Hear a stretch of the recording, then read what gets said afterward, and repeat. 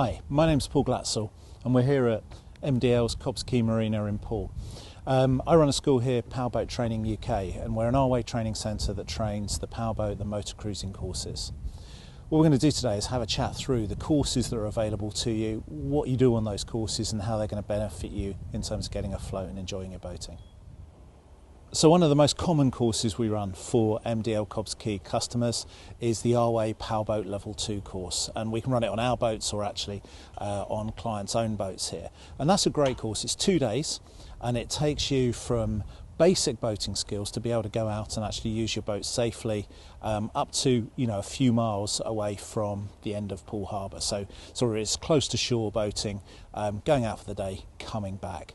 And to give you an idea of what that course entails, it will start off with a focus on the safety kit on your boat. So what you've got, how to use it, how to wear it, so life jackets, how to deploy them properly, how to use them, and then safety features like flares, your VHF radio, any other distress mechanisms you've got on board.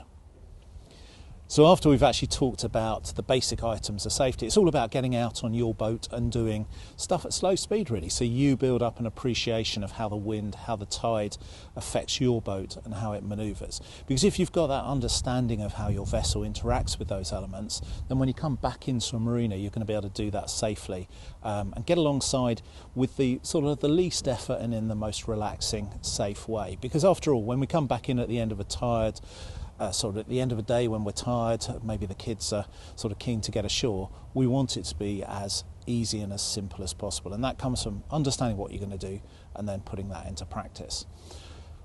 On day 2 of the level 2 course, we'll generally look at charts, tides, buoyage, collision regulations, and putting that all together to actually go between 2 places to execute a small passage planning. And tied into all of that is how you use your electronics to do that as well.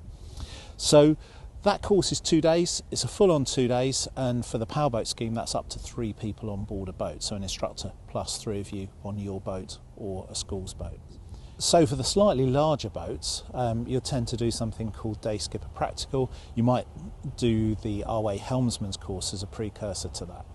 Helmsman is 2 days, Day Skipper Practical is 4 days, and they're covering many of the same things as you cover on the RYA Powerboat Level 2 course, but on a larger vessel. And that also entails going a little bit further afield. So you're going into a little bit more about charts, tides, buoyage, your pilotage, passage planning, and of course with slightly larger vessels there are more systems on board, there are more things to actually understand about those vessels.